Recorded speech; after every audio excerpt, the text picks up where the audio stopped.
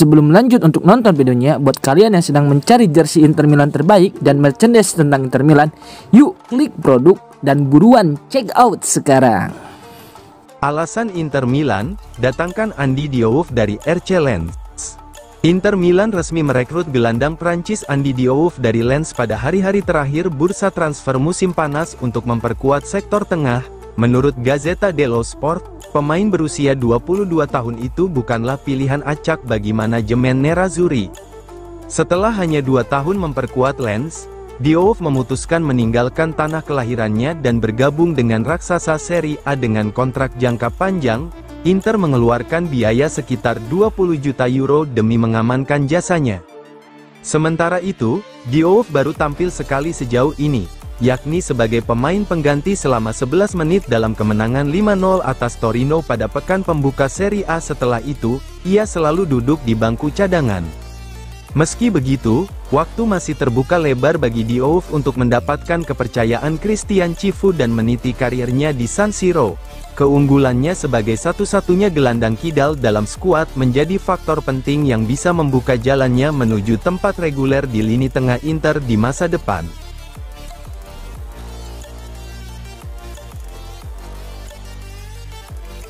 Alasan Inter ngotot datangkan Luis Henrique dari Marseille. Inter Milan bergerak cepat pada awal musim panas untuk mengamankan tanda tangan mantan bintang Marseille, Luis Henrique. Menurut Gazzetta dello Sport, klub Italia itu memiliki alasan kuat di balik keseriusan mereka mendatangkan pemain asal Brasil tersebut. Inter menebus Luis Henrique dari Marseille dengan biaya total 25 juta euro pada Juni lalu. Salah satu pertimbangan utama adalah rencana Christian Cifu memasukkan pemain sayap 23 tahun itu ke dalam skuad Nerazzurri untuk Piala Dunia antar klub FIFA 2025. Namun, ada pula motivasi strategis yang lebih besar di balik transfer ini. Inter khawatir kehilangan Denzel Dumfries karena klausul pelepasannya yang cukup terjangkau, yakni hanya 25 juta euro pada Juli. Walaupun pada akhirnya bek sayap Belanda tersebut tetap bertahan di Giuseppe Meazza, manajemen klub tidak ingin mengambil risiko kehilangan opsi penting di lini sayap. Inter juga harus bersaing dengan Bayern Munchen yang menunjukkan minat serius pada Luis Henrique.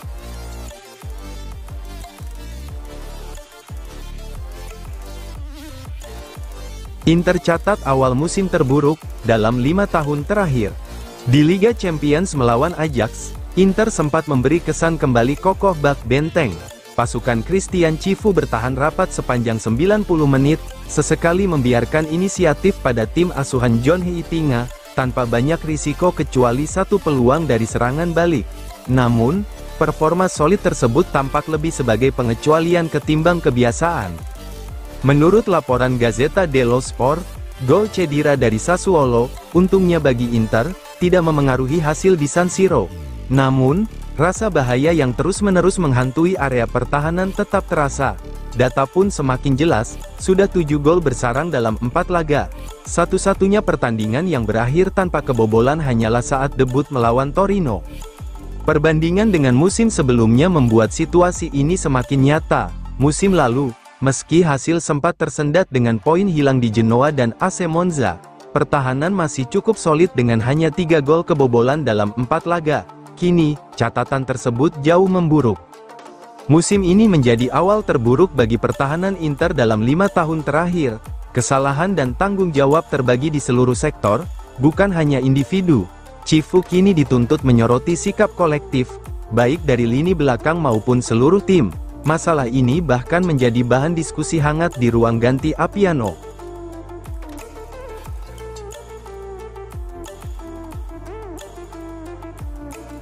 Inter Milan temukan energi baru lewat pemain muda. Sesuatu yang baru mulai bergerak di dalam tubuh Inter Milan. Sinyal itu terlihat jelas dalam kemenangan melawan Sassuolo ketika Christian Cifu memutuskan menurunkan sejak menit pertama 3 wajah baru, Petar Sucic, Pio Esposito, dan Manuel Akanji. Tak ketinggalan, Josep Martinez juga dipercaya mengawal gawang sejak awal pertandingan. Kemenangan tersebut bukan hanya mengembalikan harga diri Inter di papan klasemen, tetapi juga menunjukkan bahwa dalam konteks tertentu, para anggota inti bisa memberi ruang kepada generasi baru. Seperti ditulis La Gazzetta dello Sport, salah satu sorotan tertuju pada Henry Mkhitaryan yang dinilai berpotensi kesulitan mempertahankan statusnya sebagai penguasa lini tengah bila Sučić mampu menjaga konsistensi melawan lawan-lawan besar. Sejauh ini, gelandang asal Kroasia itu sudah mencatat 2 assist, jumlah terbanyak di antara rekan setimnya dan hanya sedikit pemain Serie A yang mampu menyamai torehan tersebut untuk saat ini.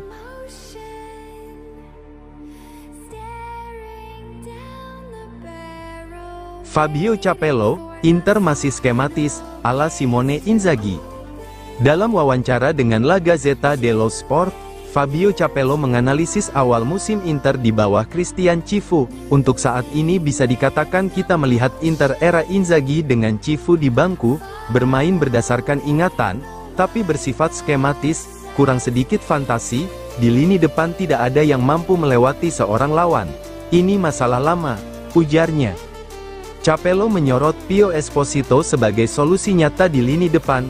Nah, dia benar-benar suntikan penting, dia punya masa depan besar, di lini depan dia bisa melakukan segalanya. Melawan Sassuolo dia mempertahankan bola dan menciptakan berbagai peluang, kata sang pelatih legendaris. Mengenai peran Cifu, Capello memberi saran taktis berdasarkan pengalamannya. Saya pernah bekerja dengannya di AS Roma dan saya mengenalnya baik, dia bek tengah yang elegan, cerdas, dan pembaca permainan, seorang pemimpin alami, sedikit bicara namun didengarkan.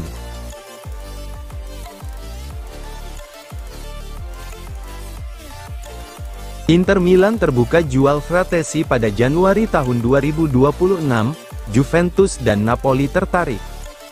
Masa depan Davide Fratesi di Inter Milan kembali jadi sorotan. Menurut laporan terbaru dari Tutto Mercato Web, Nerazzurri kini terbuka untuk melepas gelandang internasional Italia itu pada bursa transfer Januari tahun 2026, dengan banderol yang tidak murah. Fratesi mencuri perhatian publik sepak bola Italia saat tampil impresif bersama Sassuolo, hingga memicu perang transfer di musim panas 2023.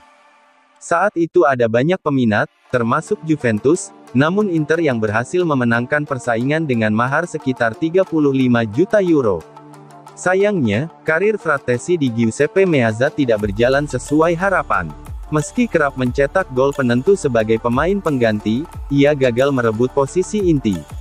Kedatangan gelandang baru Petar Sučić musim panas lalu semakin membuat Fratesi turun dalam urutan pilihan pelatih Christian Cifu.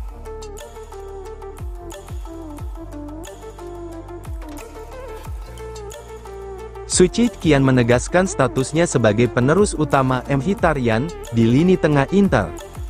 Kehadiran Petar Sučić, gelandang muda asal Kroasia, menjadi sorotan utama usai tampil impresif di awal musim bersama Inter Milan.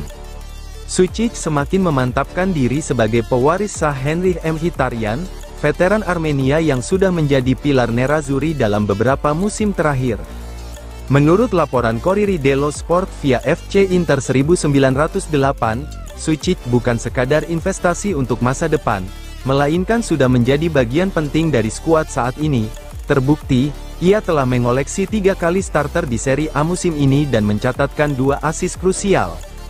Performa gemilang itu membuatnya melompati David Fratesi dalam hierarki gelandang yang dipercaya Christian Cifu.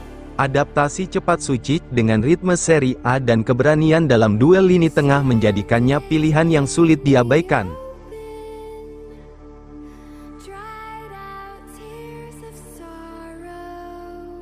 Inter Milan hadapi potensi revolusi skuad musim panas 2026. Beberapa pemain Inter Milan memasuki masa akhir kontrak, sebagian besar di antaranya sudah berusia lanjut dan dianggap berada di penghujung siklus bersama klub. Situasi ini membuat manajemen Nerazzurri bersiap menghadapi perubahan signifikan pada bursa transfer musim panas mendatang. Menurut laporan Tuttosport, nama-nama seperti Francisco Acerbi dan Matteo Darmian diperkirakan akan hengkang, sementara masa depan Davide Fratesi juga dipertanyakan. Selain itu, pembahasan terkait penjaga gawang masa depan pun mulai mengemuka, mengingat Jan Sommer mendekati fase akhir kariernya.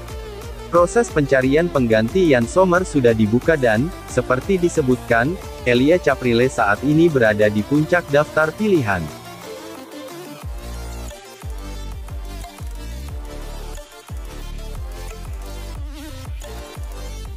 Milan menurut laporan terbaru dari pakar transfer Gianluca Di Marzio via FC Inter 1908, Cesc Fabregas sama sekali tidak pernah menolak kesempatan untuk melatih Inter Milan. Faktanya, pembicaraan yang sempat terjadi antara kedua pihak hanyalah bersifat penjajakan. Bursa transfer musim panas 2025 lalu, Inter Milan dihadapkan pada situasi sulit usai ditinggal Simone Inzaghi yang memilih menerima tawaran besar dari klub Arab Saudi, Al Hilal. Dalam proses pencarian pelatih baru, Cesc Fabregas menjadi kandidat utama. Inter Milan bahkan melakukan pembicaraan singkat di London untuk memahami posisinya, mengingat reputasi mantan gelandang Arsenal dan Barcelona itu yang berhasil mengangkat Como menjadi tim yang kompetitif di Serie A. Namun, negosiasi tak pernah benar-benar berkembang. Inter akhirnya memutuskan menunjuk Christian Cifu sebagai pelatih baru.